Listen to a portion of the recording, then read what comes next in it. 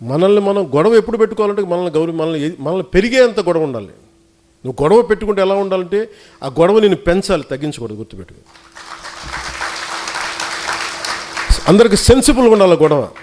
నీకు నచ్చో నాకు నచ్చే కాదు, ప్రతి ఒక్కరికి అది చాలా పద్ధతిగా ఉంది, కరెక్ట్గా ఉంది. అది వాళ్ళు మనం మద్దతు తెలపాలి.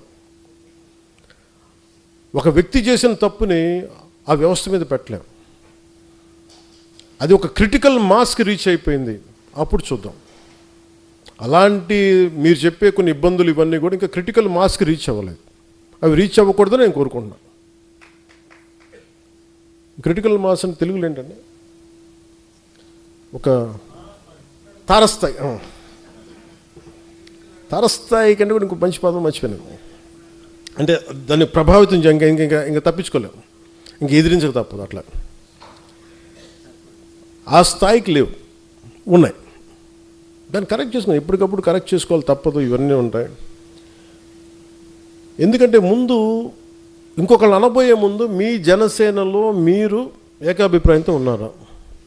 ఇంకో పార్టీని అనబోయే ముందు, ఒక అలయన్స్ పార్టీతో మీరు అనబోయే ముందు, జనసేనలో ఉన్న నాకు పదవి రాకపోయినా నీకు పదవి వచ్చింది కదా, అందుకు నేను సంతోషపడతాను అనుకునే వాళ్ళు మనల్ని ఎంతమంది ఉన్నారు?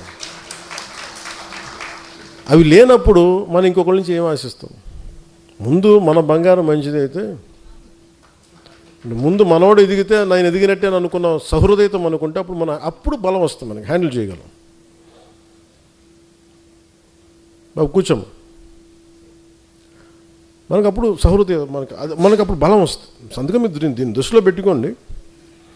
లోకల్ బాడీస్కి ప్రిపేర్ అవ్వండి.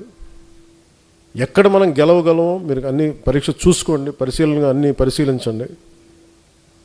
ఇది ఖచ్చితంగా మనం గెలవగలం అంటే ఆ విధానాలని నేను ఒక కమిటీ పెడతాను, ఆ కమిటీకి మీరు నివేదించండి. నేను ప్రత్యక్షంగా నేను చూస్తాను. అలాగే ఇప్పుడు ఇందాక